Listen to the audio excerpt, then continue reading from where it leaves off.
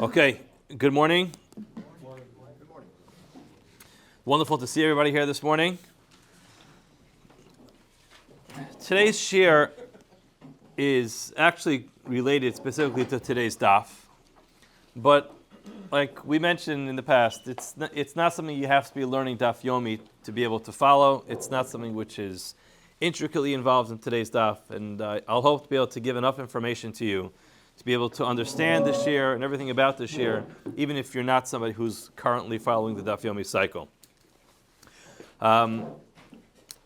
That being said, for those who have participated in daf yomi shiurim that I have given, especially on Masechtas like Bava Kama, you may have noticed that sometimes I get a little bit sidetracked on talking about some of the topics that we come across in daf yomi, and that's because this Masechta, specifically Masechtas Bava Kama, the truth is all Masechtos, they have practical applications to halacha, and there's a lot of depth to it. You know, on Shabbos we came across a very large Tosas. I described it as like rubbernecking as we talked about some of the issues that were in that Tosas. You know, we couldn't actually be involved in the scene and really learn the whole Tosfos, but ultimately we couldn't just walk by without at least looking to see what was going on in that Tosfos.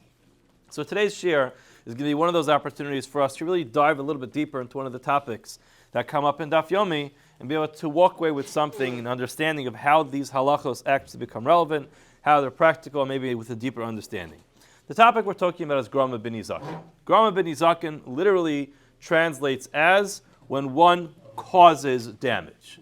Masechta, for the most part, Bava Kama, for the most part, talks about when a person or a person's property damages. So, very straightforward. A person goes ahead, hits somebody very hard, causes physical damage, emotional damage, loss of employment, all kinds of embarrassment, all kinds of other things that come along with that. That's straightforward. It's a Mishnah which tells us what the halacha is if a person physically harms somebody else. As well, if a person breaks someone else's property, a person takes a baseball bat and whacks it through somebody's front window of their car, it's straightforward. You understand the person caused damage. Adam mu'ud la'olam, a person's always responsible for their actions. And then we have extensive discussions of what happens if your property causes damage. And that's the beginning of the Masechta, Arba Avos Nazikin. We talk about what happens if your animal causes damage. And you'd be quite surprised to know that actually with increased dog ownership, there are lots of cases that come to Beis Din where people have to figure out how to take responsibility for damages that their animals have caused. And again, that's also pretty straightforward. Where things get a little bit complicated is where I don't actually cause damage. Sorry, I shouldn't say that. Where I don't actually damage, but I cause damage. And I don't sit on a Beis Din, but I have the opportunity to be in touch with Dayanim often enough, or to talk to people who are in Beis Din. What I would tell you is that many of the cases that come to Beis Din are not straightforward cases where a person went out and deliberately caused someone else damage, took a baseball through their window, or other cases where it's clear a person's responsible for the damage. A lot of the cases that will come before a Beis Din, which need a psak, which need a hora, which needs Beis Din to actually issue some type of ruling on whether or not the person's going to be responsible and for how much they're going to be responsible, many of those cases are actually related to cases of grama, where a person was involved in a business deal or involved in some type of interaction where they did something, and as a result of something that they did, there was a damage or a loss of money that someone else incurred as a result of their actions. So what I'd like to do is take you through a little bit of expository, a little bit of an expose on this sugya, on this topic, to really go through a lot of the different makoros that take us through grama b'nizaken and help us understand the terminology and the cases where there's a chiyuv, where there's an obligation to pay, and when a person might be exempt. So let's just clarify the terms. Grama b'nizaken is the term that's always used to describe a person not having any financial responsibility. Came up in today's daf where it says we're comparing a case of a person, adding some wind to a fire to ignite the fire to make it bigger. The Gemara compared it to Shabbos, and the Gemara says you can't compare it to Shabbos. Rav Ashi actually says you can't compare it to Shabbos because on Shabbos a grama is different than by nizaken. By Shabbos the halach is we always try to determine what was your intention. However, when it comes to nizaken, Here the Gemara says we're talking about nizakin, and the Gemara just says grama b'nizakin pater. A person who causes damage to someone else doesn't actually do the damage or causes damage is going to be pater, will be exempt from any financial liability.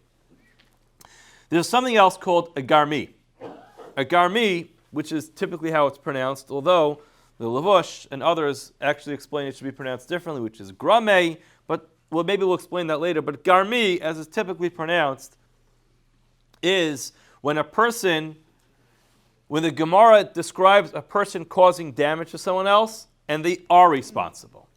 So grama is when you cause damage and you're not responsible. Garmi is when you cause damage to someone else and you are responsible. Today what we're going to try to address is what is the difference between a grama and what is a garmi. How do you define a grama, which is simply causing someone else damage, and garmi, which is also causing someone damage, again, indirectly, but there is a financial responsibility. I should point out, even if we're going to say grama b'nizakin pater, there's two things to understand. Number one, the Gemara does tell us very clearly that even though there's no financial obligation that the Beis Din can actually impose upon you in a court of law, however, chayiv b'dini shemayim. A person has to realize you're ultimately responsible for this person's loss of money, and therefore there is some type of moral liability, moral responsibility, and again, you're better off making that payment than paying the person in this world and having to take care of it b'dei shemayim. That's number one. Number two, we're not going to get into this today, we're not going to have time for this, but grama doesn't have a uniform set of laws across all areas of halacha. And today's Gemara is a perfect example. Shabbos has a very different set of halachos with regard to grama. Isser v'heter also has different set of halachos with regard to grama. There isn't a one-size-fits-all halacha with regard to grama, and that means it's not a given that just because grama is not responsible in a Beis Din when it comes to financial responsibilities, it's not a given that a person is allowed to be goreim a malacha to happen on Shabbos. That's a discussion for another time. If you notice on page number 1 of the handout, basically what I did is I just kind of prepared like a little bit of like a shopping list of a number of cases where the Gemara tells us very clearly that a person is not financially responsible. I'm not going to go through every one of the cases because it's going to be exhaustive to do that, but I basically just prepared a list. A lot of it comes from the Gemara that we learned at the beginning of this week, at the beginning of Hakones, where at the beginning of Hakones and Daf Nun Hey Amud Beis, the Gemara lists 4 cases. Number 1, destroying a fence in front of an animal. So again, what did you do? You destroyed the fence. Or let's just say you opened the fence. If you opened up the fence, there's no damage that you've actually done, but you created a situation where now all the animals can go out and cause damage. Number 2, you place grain in the path of fire. Now, if I take someone else's grain and put it in the path of fire, I didn't burn it, but now when the fire is going to move along that path, it's going to get burnt. Next, hiring false witnesses. And I'm not going to go through all the details of these cases. We did this in Daf Yomi. But again, hiring false witnesses. I wasn't the one who testified falsely. I wasn't the one who was responsible for money being extracted from one person and given to someone else, but I facilitated it. I hired someone, therefore I caused the person to lose money. The 4th case, withholding critical testimony. I know for a fact, because I witnessed something which would be able to set the record straight. If I would report that information to Beis Din, I would set the record straight, and therefore the person who is legitimately owed the money will get the money, and the person who doesn't deserve the money will not have the money. But I decided, you know what? I'm not going to report that testimony. Now it happens to be that there's an Issa Midoraisa, as the Gemara tells us, of Imlo Yagid V'nas Avono. If a person knows testimony and withholds it, they violate an Isser. But with regard to the financial responsibility from that person to the one who lost money, that's considered a grama, and a person is not chayiv. Just again, to quickly run through the rest of the cases, you disqualify purification water. So again, you don't necessarily physically damage the water, but you use the mechatas. You use water which makes it get disqualified for its purpose. Number 6, placing poison before an animal. Again, I didn't poison the animal ate it on its own, but I was the one who caused it. Number 7, giving fire to an incompetent person. You give fire to a person who's not responsible, who is unable to make good decisions, and they burn down a house. Again, I didn't burn down the house, but I caused it. Again, that's that word was spelled wrong. Frightening somebody. Frightening somebody is where, again, there's no physical damage. Maybe there's trauma. Maybe something else happened as a result, but I did not physically cause any damage. In the last case, 9, leaving a mess in public. So again, talking about a case where it doesn't meet the criteria of a bar, of a halachic bar, but again, I place something in public which causes someone else to be damaged. All those cases, the Gemara tells us there's no financial responsibility. A Beis Din will not extract money from a person. However, there is a chiyuv b'dinei shemayim. Now, on page number 2, you'll see there are 4 cases where the Gemara actually does tell us that there is financial responsibility for causing someone else damage. What's case number 1? Case number 1 is destroying someone else's promissory note. So I take a shtar. A person has a contract that says in it that person A owes person B money, and that really is the only way of substantiating that loan. The person cannot prove without that piece of paper that the other person owes them money. And what I do is I take that paper, I rip it up into 1,000 pieces, and I throw it into the garbage. Now it can't be salvaged. Now the person has no way to collect the money. Now, did I steal money from somebody? Did I do something to actually take money out of someone else's hands? No. But the Gemara still tells us, the man did da'in dina de garmi, magbi be dame shtarim alya. Everybody agrees I have to pay him back for the value of the paper. How much does the paper cost? Let's say it was an expensive paper. It will cost 2 cents. Okay? There's not so much value to a piece of paper.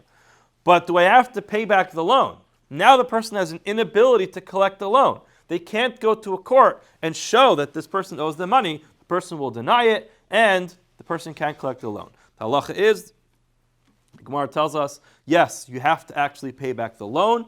You are directly responsible for this person not being able to collect the loan because you tore up the promissory note. Point number 2, pointing thieves to someone else's property.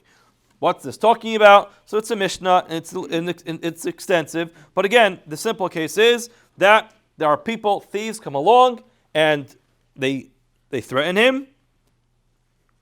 He didn't do the theft himself, but he points thieves to someone else's property and says, yeah, that's my property. Okay? So what he ultimately does, if you look at Rashi says, Shalai gazlahu atzmo, el shama mi beis hamelech shemavakshin ligzal sados, the herolahem telu karkazu shal ploni. These thieves come, they're stealing people's property, and in order for me to save my own property, I point them to someone else's property.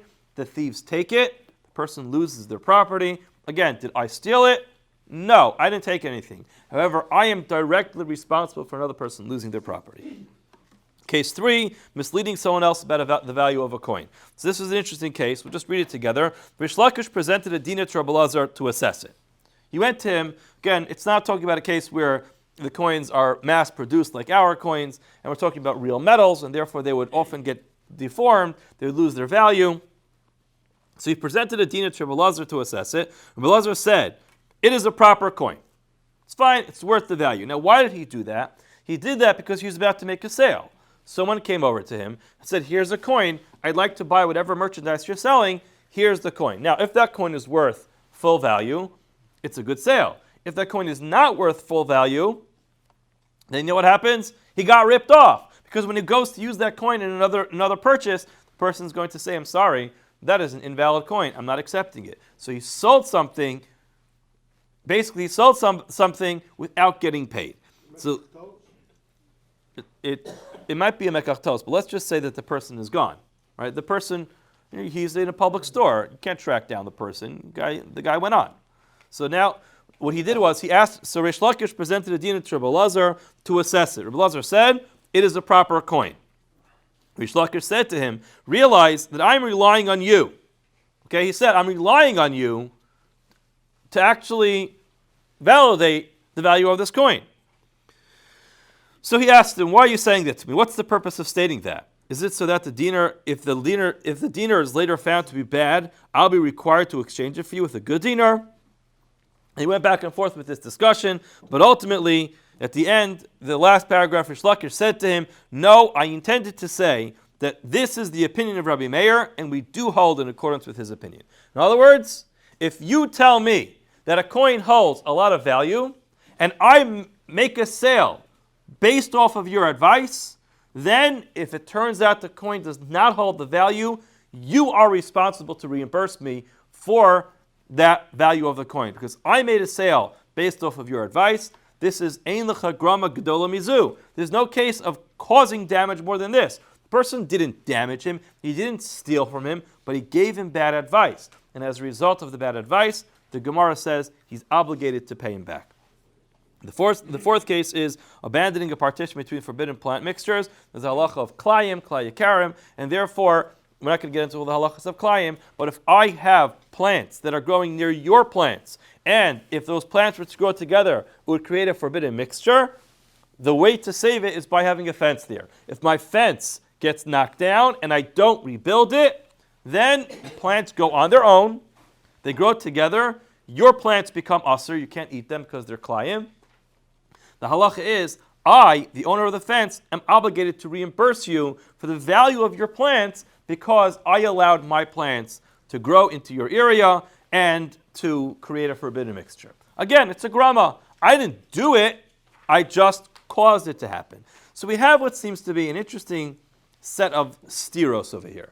We have a number of cases on page 1 where the Gemara tells us that if you cause damage, you're not held responsible financially in a Beis Din. And then we have on page 2 a whole laundry list of cases where if you cause damage, you are responsible. What is the difference between these cases?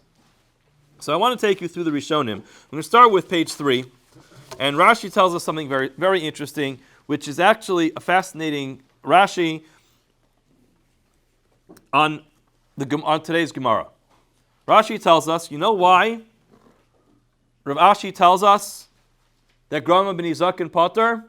Rashi says, kasavar grama b'nizakin pater. It's Rav Ashi's opinion. It's simply his opinion. However, the implication of this Rashi is that although that's the opinion of Rav Ashi, not everybody agrees with this. And although you'll find throughout Shas a concept called grama b'nizakin pater, causing someone else damage, you're not responsible to make the payment back. That's only one opinion. Rabbi Meir, who tells us that you're chayiv for garmi, is simply disagreeing with Rav Ashi. Something very interesting about this halach of grama, which is we don't find any drasha that tells us grama is pater. We have no source in the Torah that tells us that if you cause someone else damage, that you're going to be pater. It's not like there's a pasuk that says you have to do it by yourself. When we darshan, it has to be an asiyah, and it's not a full action. It doesn't exist. It's a svara. It seems like it's a svara that Rav Ashi uses to say damage is when you damage somebody, not when you facilitate damage, not when you cause damage. It's simply the halacha. When you actually damage someone, you have to pay. When you cause damage, you don't have to pay. But there's no source for it. So guess what? According to Rashi, that's one opinion. Rabbi Meir disagrees. And therefore, what's the difference between page 1 and page 2? Nothing.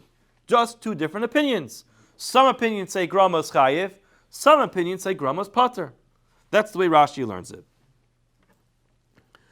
And in the next source on page 3, we actually quote our Gemara. And I just added on page 3 that even those who are of the opinion that grama is going to be pater, everybody agrees you have an obligation to avoid causing someone damage. What does that mean? Let's say I created a circumstance where you are going to lose money indirectly as a result of something that I did.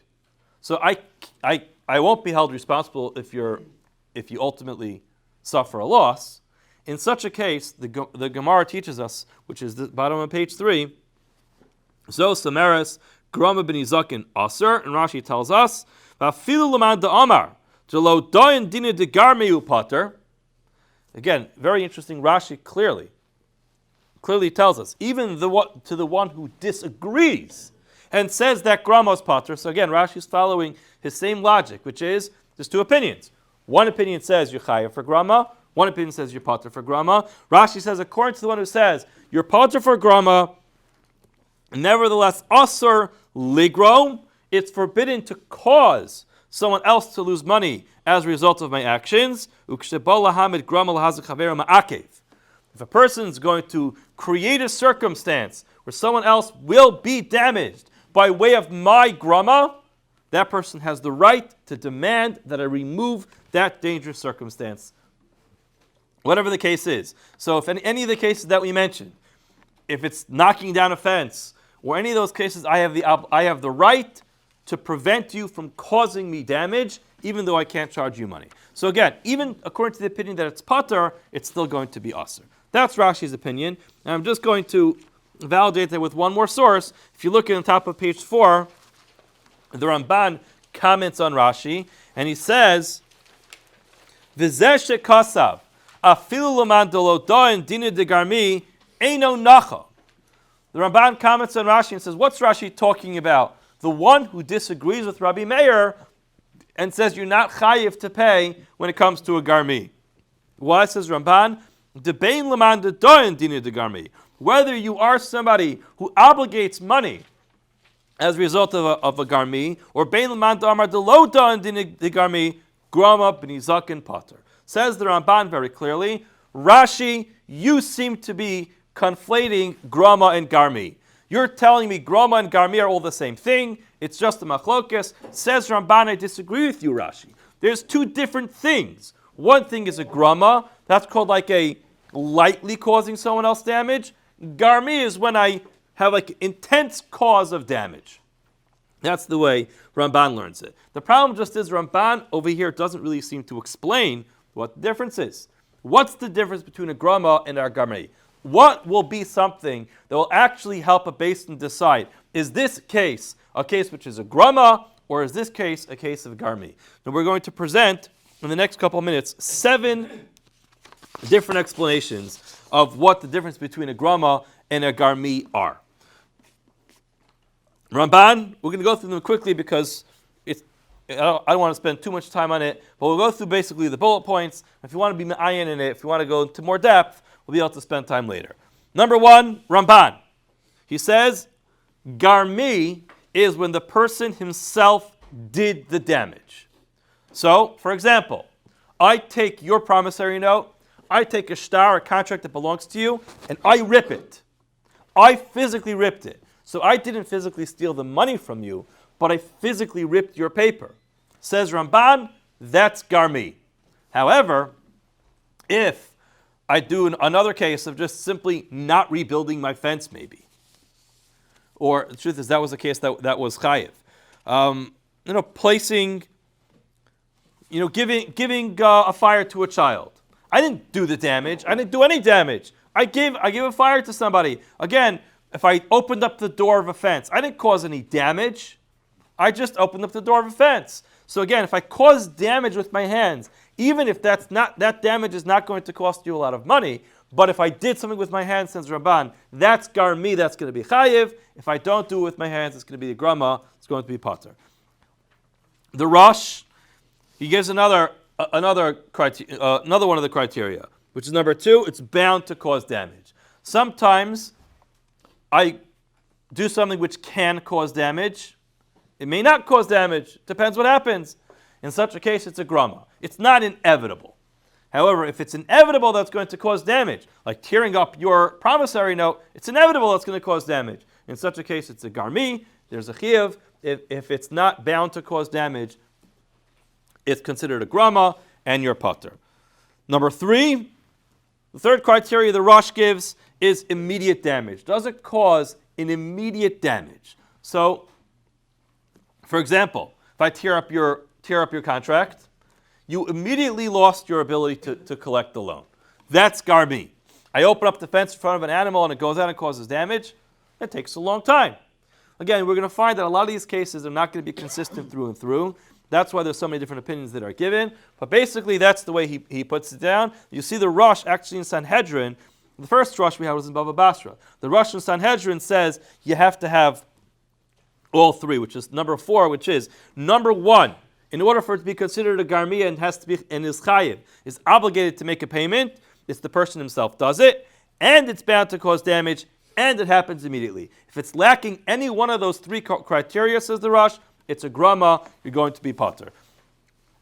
Page number 5. What's the fifth criteria? Destruction of the actual property. So again, if I were to go ahead and take your coin and destroy it, now I give back the coin to you, but I deface the coin, and now it doesn't hold the value anymore. That's going to be considered to be a garmi. Why? Because I did something to the actual property. Now, did I actually take away money from you? No, but I caused damage. Now you can't use that coin anymore to make a purchase. I give back the coin to you, but ultimately, that's considered a garmi because I defaced your actual property. I'm going to be responsible. If I do something to something else, like opening up a fence, the thing that got damaged was not the thing that I touched. That's the way the Mordechai explains what's a garmi. Yes, Ira? What if the damage you caused results in a financial gain? Because I damaged something, as a result of my damaging, what I damaged, you're actually making more money. I'm not sure what that case would be. What you mean? Filed an insurance claim or something? Somebody destroyed a staff, and by destroying the staff, he actually made more money. Okay, I mean, obviously you can't charge him for that. You can't charge him for that. All right, number 3, the Vilna Gaon actually says something very interesting. He says the difference between Gram and Garmi is very simple. What was my intention? That's the way the Gra says it. If I had intention to cause damage, it's Garmi. So I take your promissory note and I rip it. There's no good explanation as to why I would rip your promissory note other than causing you damage. If I open the fence to your backyard, and as a result damage happened, I opened the fence because I wanted to walk out. I forgot to close it. I don't have good manners. But ultimately, it doesn't mean I had intentions to cause you damage. And then Tosfos actually says something, and this is the point that I want to focus on the most because I think it becomes very, very important. Tosfos actually says, V'nira l'ritzba. It's on page 5. It's by number 7. What Tosfos says is that there's no objective difference between grama and garmi, and this is very important. He says, "V'nira l'ritzba, the dina de garmi having mitam knas. It's a din midrabanan. K'nemuchach b'Yerushalmi. V'lakach kol hezek matzui v'ragil. Anything that was common, it was prevalent. Kansu v'ragil lavo kansu chachamim v'tam de kansu shlo yehei kol echad holech emazek l'chaver be'en." Says the Ritzba, we're all giving all these differences in lumdus. Did I do it? Did I do it to the actual item that got damaged? Was it intentional? Was it not intentional? All these differences. Says the Ritzba, it's very nice. They're beautiful areas of lumdus. But the problem is it's not really consistent across the board. Says the Ritzba, I'll tell you the secret. The secret is, remember, there's no gezeres hakasav in the Torah that says you're not chayiv for a grama. It was a svara. It was an understanding that I'm responsible for damage that I do, not damage that I cause. However, says the Ritzba, when the damage that I'm causing is something which is common, it's prevalent, it happens over and over and over again, says the Ritzba, Chachamim came out and said we can't have a society like this, where people found a loophole how to cause other people damage, and they're getting away with it. Therefore, the cases which were prevalent and common came along Chazal, and they paskined grama is chayiv. So again, very similar to Rashi in that note. Rashi presented it as two different opinions. One opinion says grama is pater. One opinion says grama is chayiv. The way we describe it is grama is the term which is used by those who say you're exempt. Garmi is the term that's used by those who say you're chayiv. The Ritzba takes the same approach, but says, how did we determine what's chayiv and what's pater? We determined based on what was common and prevalent. If there was a common and prevalent problem that was going on, people were lazy. They didn't want to bother spending money to fix the fence between their backyard and their neighbor's backyard, and as a result, all types of plants were becoming klayim. Chazal said we can't allow that to happen. So therefore, they said garmi is going to be chayiv, which is a groundbreaking information. If you look on the bottom, Tosfos in Bava Kama, he says, "Lamad dedon dina de garmi, nami lo mechayiv ela midrabanan." Tosfos says this very clearly in Daf Nun Daled. He says very clearly, the grama, it's a tiny little line that I pulled out of a very big Tosfos, but that's what Tosfos says. That a grama, even those who say garmi is going to be chayiv, That's only midrabanan. And it all fits very well with Tosfos' line of thinking. The whole thing is midrabanan. All these chiyuvim are midrabanan. There's a svara to say that I'm only chayiv if I do damage. However, the same svara says that if there's this situation which is going on, people are constantly causing people damage, you're going to have to be chayiv, and Chazal institute a knas for that. Interestingly, let's see how we paskin lahalacha. The Rambam tells us something very, very interesting. Top of page 6. Rambam says, surprise, kol hagorem lehezik mamon chavero chayiv l'shalim nezek shalim. The Rambam is in Hilchos Chovel Mazik, Perek Zayin, Halacha Zayin, says the Rambam, you cause someone else damage, you're chayiv. And he goes on with a bunch of cases, but ultimately the Rambam seems very clear, seems like he holds like Rashi, and we just simply don't hold of this entire notion that Grama b'ni Zakin is pater. According to Rambam, Grama b'ni Zakin is chayiv. And he takes that approach. If you look, he goes on, giving a number of cases. If you look at the Biur Agra in Shulchan Aruch, in Choshen Mishpat Siman Taf Yud Ches, again, I'm pulling out a tiny Biur Hagra from a larger sugya, but I just want to bring out this point. It's not just me who thinks that the Rambam holds that there's no such thing as Grama b'ni Zakin pater. Says the Grav HaRambam l'shitaso d'sfirale de lo kaimalon karav ashi de Grama pater. We simply don't paskin like our Gemara in today's daf, which says Grama's pater. Everybody knows that halacha. Everybody repeats that halacha. Everyone quotes that halacha. The Rambam just doesn't paskin like that. The Rambam disagrees. Grama actually is chayiv, according to Rambam. Furthermore, the Magid Mishnah, on the bottom of page 6, he says, Mashma de dina hu masor v'lo knasa. According to the Rambam, Grama is chayiv like any other damage. Midoraisa. It's damage. Do we care if you did it directly, indirectly? You damage someone else's property. Says Rambam, you're chayiv and you're chayiv midoraisa, according to the Magid Mishnah. How do we paskin in Shulchan Aruch? So I'm sure we're all waiting to hear that in Shulchan Aruch, clearly it doesn't paskin like the Rambam. The problem just is, if you look at Shulchan Aruch, Simin Shin Pei Vav, Sif Aleph, Kaimalon, Krabi Meir, de Da'in, Dina de Garmi. Interestingly, the Shulchan Aruch doesn't even mention a Grama. Doesn't mention Grama. He goes straight to the opinion of Rabbi Meir and says, Kaimalon, we paskin, we are of the opinion that a person who causes damage to someone else, like Rabbi Meir, is chayiv. Now, there's a lot of room to argue and say, well, he is only talking about a garmi. And define garmi however you want to define it, he wasn't talking about a grama. But that's very interesting. You probably would want to first mention grama's pater, but garmi is chayiv. Or say garmi is chayiv, but grama's pater. He doesn't. The Mechaber completely omits the halacha of Grama b'ni Zakin pater. He just says, we hold like Rabbi Meir that Garmi is chayiv. So, earth-shattering news. Grama is chayiv. It changes everything. If you look further, if you look down in the second source on page 7, says the Ramah, V'yesh omrim tezeh mikri Grama b'ni Zakin upater. So the Ramah actually comes out and saves us and says, you know what? You are all right. This premise that you had, that Grama b'ni Zakin was pater, actually is true. It says the Ramah, we do paskin that Grama b'ni Zakin is pater, but if you go through again, this is a very, very long Mechaber and Shulchan Aruch. I can't read the whole thing. And we're going to see that, we're going to quote from the Shach in a few minutes. The Shach on this Siman in Shulchan Aruch is pages long. And there's actually, there's this tremendous amount of information. I picked through it to pick out the lines that are helpful, but I think we're going to come away with something very special over here. Says the Ramah, even though Grama b'ni Zakin is pater, it's underlined on page 7 in the second box.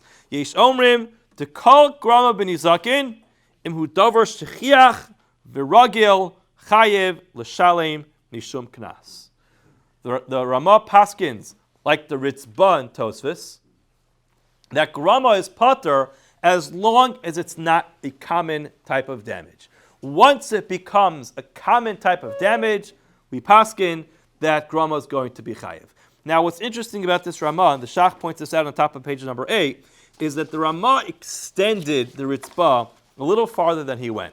The Ritzba told us the reason why we have cases in the Gemara of Garmi that is chayiv is because Chazal saw those cases as common and prevalent, and therefore, in those cases, they went ahead and imposed a knas. The Ramah stretches this farther and says, if you are sitting on a beis din, if you're a dayan, and you notice a common thread of cases, there's prevalent cases of grama that are coming into your beis din, you as a dayan have the right or the responsibility to impose this knas. That takes the ritzbah to another level. The ritzbah said there is a knas that Chazal imposed in certain cases because those cases were common and prevalent. The Ramah says if you find a case in your society that's common and prevalent, you have to be mechayev for grama. The Shach disagrees with this, and he says the fimash. This is the top box on page 8.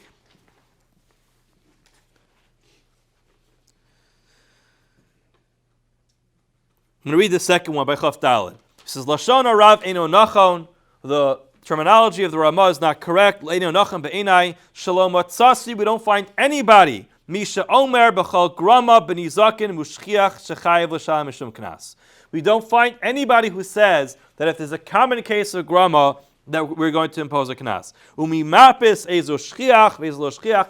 Who gives one beis din or another beis din the right to decide what's common and what's not common? There has to be an objective standard of what's common and what's not common. Therefore, the Shach says, "Aval bala svarazu hu ritzva betosis so perek lo yachbar," and he goes on to explain that the ritzva only was explaining pre-existing cases that Chazal already were mechayev. The reason for that was because those cases were common and prevalent. But we, as a beis din, don't have the right to impose this knas on cases that we feel are common and prevalent. Clearly, that's not how the Ramah paskins. Now, can we even do knossos nowadays? a beis din, so we'll talk about beis din in a couple of minutes. But again, if a beis din, we'll get there in a few minutes. We're going to skip the next two sources. Maybe we'll get back to the Piskei Teshuvah soon. But on page 9, I want to just show you something very interesting. And I pulled out a number of cases from throughout Shulchan Aruch, where, and I did this with the assistance of Rabbi Weiss. He has a tshuva on this in Minchas Asher. And it's not that I know every siman in Shulchan Aruch, he does. But I tried to find as many of the cases as I was able to. And what we find over here is something very interesting. Although the Ramah argues with the Mechaber in Shulchan Aruch, and the Ramah seems to give the exemption by grama, he seems to ignore that in many other cases. Case number 1, the case of misleading someone about the value of a coin. Says the Shulchan Aruch, the Meino Baki, he gets to another topic whether a person's a professional or not a professional. Person's not a professional. A person comes over to him and says, could you give me, could you validate this coin? And he tells him very clearly, I'm relying on you. Chayiv l'shalim afa pishu b'chinam. Even though it's for you're providing a free service, you have to pay the guy if you give him bad advice about the value of a coin. He says, V'hu yomer l'shulchani alech ani somech. In other words, a person comes to somebody and says, I'm relying on you to validate the value of this coin. And the person tells him it's worth a lot of money, and turns out it's not, he has to reimburse him. We don't find any comment from the Ramah saying it's a grama. He should be pater. The Shulchan Aruch simply rules, you're chayiv. No comment from the Ramah. Next case. I'm going to read the case, misleading someone about the reliability of a borrower. Amar le'em b'shas matan mos. At the time that a loan was being made, halveini v'ani arev. Halvehu v'ani arev. Lend money to this person, and I'll be the guarantor on that loan. Nishtabed ha'arav v'eino tzarach kinyan. The arev, the one who took responsibility, who co-signed on the loan, ultimately is responsible if the actual borrower doesn't pay back. Says the Ramah, v'afilu lo nis'arev behedya. Even if the person didn't actually say explicitly, I take responsibility for that loan, rak she'omer lamalva, he tells the lender, lahalvos la'alova ki batuachu, lend to that guy, he's a reliable guy, I'm sure you'll get your money back. Vaso al piv hayasheker, and he relied on him, and turns out that it was a lie, not a mistake, it was a lie, chayiv l'shalim lo, It's as if he took responsibility. Now again, there's no bigger case of grama than this. Reuven's lending money to Shimon. He says, Shimon, you would pay me back. Levi comes by and says, I'm telling you, Shimon, most reliable guy I know. Lend him the money, you'll get your money back. He says, really? Okay, here's $1,000. Shimon and Levi walk away, say, what a joke, you just borrowed $1,000, you know you're not going to pay it back. You know what the halacha is? Says the Ramah, Levi has to pay back, because he lent him the money based on your advice. That's a grama. I didn't steal the money, I caused you to lend money to someone who's not going to pay you back. Says the Ramah, you're chayiv. What's going on here? It's a grama. Next case, defective goods. Halokech mechavero mekach. Sorry, halokech mekach mechavero. V'hodio shuma lichel medina medina l'machor sham. Person buys wholesale goods from someone. Says, I'm going to peddle these wares. I want to sell it. V'achar shal lichel l'sham nitza bo mum. Turns out the merchandise was defective. Eino yachol lomar hachzer li mekchi lekan. All right, I'll give you a refund. Elamachzir lo atamim v'amocher metapel lahavi mimkaro o lamachro sham afil avro nignav hareo bershus hamocher v'mhaya mocher yodeb mimkaro. This is the important line. V'mhaya mocher yodeb mimkaro shahaya balmum. If he knew in advance he was selling defective goods, chayiv b'hotzah shahotzi alokech laholich oso mekach l'makam ploni. And just finish this case. A person buys defective goods from a wholesaler. Wholesaler knows the goods are defective. The person goes ahead and tries to sell them. People say, oh, this is fake, this is garbage, this is not worth anything. He goes back to the wholesaler, says the Shulchan Aruch, the wholesaler doesn't just have to reimburse his purchase, he has to pay him back for the expenses he took to go travel around and peddle these goods. So if he bought the stuff, let's just say, he bought the stuff for $1,000 wholesale, and he spent $1,000 traveling around to try to sell it, he gets back $2,000 from the wholesaler. The wholesaler is a gorein. It's a grama. Again, we don't find any comment from the Rama over here where he says, it's a grama in your putter. Yes. Is there any issue of leaf naive here? Of course. Of course. So there is, But the violating the Isra of Lifnei Iver L'Sitei Michshal doesn't come along with a monetary payment.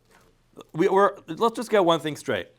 Grama ben Izakin is Pater Medini Adam v'chayev Medini Shemayim. The person's never a tzaddik for causing someone damage. The person's always in the wrong, and they'll have to take it up with Shemayim. Unfortunately, though, there are people who are not as concerned about their issues with Shemayim as they are with people in this world. All these things are awesome. You're not allowed to do this. Of course there's a problem. The question is if there's financial obligation over here. Next case, backing out of a customized order. Well, it says in Shulchan Aruch, Amar le'uman, you tell a professional, Aseli davar ploni b'chanu mimcha. Make something for me, make something for me, I'll buy it from you. Vasoa uman, the professional makes it, Yachar kach eina rotza l'kachta. He says, forget it, I don't buy it. V'udavar shim lo yikchanu miyad, yafsid. Chayiv. It's one of those cases where he can't resell it to someone else. It was a customized order. I don't know, you go into a store, you order a sandwich, put all these very spicy sauces in it, and you make some kind of interesting mixture. Nobody else is going to want to buy that sandwich. You say, I'm not hungry right now. You walk out of the store. The halacha is, you're chayiv. Well, listen, I didn't damage you. All the meat's there, all the chicken's there, the sandwich is there, everything is fine. Says the Gra, Sh'al pidi buro, hisid v'chayiv midina de garmi. Says the Gra, you're chayiv because of garmi. You've caused the person damage. Again, no comment from the Ramah. All these cases. Next one, this case is a little bit more complex. It's a case in Even Ezer where one party backed out of a wedding very close to the wedding. So let's just say the case in Shulchan Aruch is where the woman backs out, the kala backs out of the wedding right before the wedding. She knows that her chassan went ahead and went through a major expense to pay for the wedding, and that she knew this was going to happen. We have to understand it's not a case where there was an ones. Clearly, everybody agrees. I didn't really mention it, but the Gra says this, the Shach says this. Grandma is never chayiv by an ones. Grandma is not going to be chayiv by a shogeg. Here she intentionally did it. She waited till close to the wedding and said, by the way, forget it, I'm not showing up to the wedding. And he went ahead, spent thousands of dollars for the wedding. Halach is she has to pay him back. What does the Ramah say? Nothing. Silence. Crickets. No comment. Chakas Mechokik says, Sharei Garma lo la'abed mamon. She caused him to lose money. Medama zeladini garmi, v'gam grama ben yizakin, v'davar shchiach v'ragel, chayav l'shalim mishum knas. This is not a case that comes up in the Gemara, yet in Shulchan Aruch, we're mechayev to pay the guy for the loss of money. Why? Because it's shchiach v'ragil.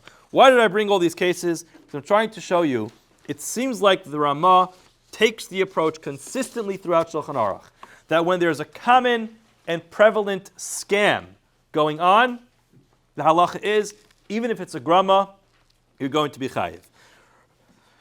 Rav Asher Weiss from Minchas Asher, Simon Kuf Yadalad, he writes extensively about this. I just want to read the last paragraph on page 10 to you, and then end off perhaps with some examples.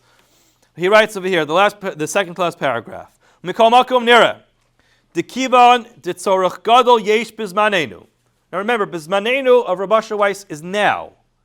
Now, this is not something which was written 500 years ago. Rav Asher Weiss, he's a posik right now. He lives in Eretz Yisrael in Ramot, and he has a shul. He paskins. He's one of the most contemporary poskim of our times, who issues halachic rulings on some of the most complex topics.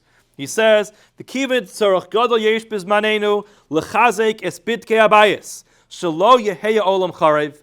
We have to make sure the world doesn't get destroyed. V'lo loseis, this is a very important line. Lebale zroa, to bullies. Bale zroa are really strong-handed people. The inchi de lo mali, and people who are not proper. Lasos kirtzonam ulahafsid mamon zulasam, to cause other people a loss of money. Imagine this, two business partners, or a person invests money with someone. Person invests money with someone, and the investor gets lazy. The investor is irresponsible. He doesn't do his due diligence before he invests the money. All those cases are grama. There's so many cases where people do business deals with people, relying on that person that they'll actually do something useful with their money, and they get lazy. Or they use the money again. If you use the money for something else, it's stealing. But in cases where you don't go ahead and actually take the money and buy something for yourself, but you're irresponsible with that money, then technically it's a grama. I'm sorry, I caused you a loss of money. I didn't steal your money, I caused you a loss of money. You invested your money in my business. Now it was all other people's money. I wasn't so motivated. I would have liked to make money, it was too much work. The whole business fell apart. Everybody lost their money. It's all grama. Says Rav Asher Weiss, how could we have a society like that, where people are taking money from other people are investing in other people, and the people just are irresponsible with other people's money? Says Rav Asher Weiss, the kivench in this bara, since we explained sheladas mechaber, yesh lechayiv kol mazik ma mechaber begrama meir karadin. According to the mechaber, all gramos chayiv. Uladas Rama, according to the Rama, kansu grama b'chol nezik haragav v'shchiach. Anytime there is common and prevalent damage that comes up as a result of grama, there is a knas. Umulvad devreim habrurim v'anachonim sha'amudei halacha l'chol beis Yisrael metzinu od achronim she'imtzu es libam. That's takanas vada baratzos hanal. He quoted before from the Sefer Beis Hillel that there was a takana from vada baratzos, which was that indeed we do impose a knas when there's a grama. Kach yesh lahoros halacha lamaisa lechayev bedina degarmi begram nezik lechaver b'pshia. Says Rav Asher Weiss, if a person is negligent with someone else's money and causes them damage, even if they don't actually damage them with their hands, and they could excuse the whole thing as a grama. Says Rav Asher Weiss, what's the halacha? Chayiv. A beis din should be mechayiv the person. What happens lamaisa? So I spoke to a couple of dayanim about how they deal with this, and there's a few different ways that beis din deals with this. Some beis din, they use a very clean system, which is there's a lot of paperwork to fill out before you go into beis din. And one of the line items that you have to sign on is that even if it's a grama, if the beis din feels that this is a type of grama which is irresponsible, this is a type of grama which shouldn't have happened, it was something which came, it's common, it's prevalent, it's something which really should never have happened in the first place, the beis din makes them sign that you give us the right to be mechayev you. It's like this, everything's clean. The beis din doesn't have to go ahead and rely on the fact that they are passing like one opinion, they're going against the shach. You signed up front.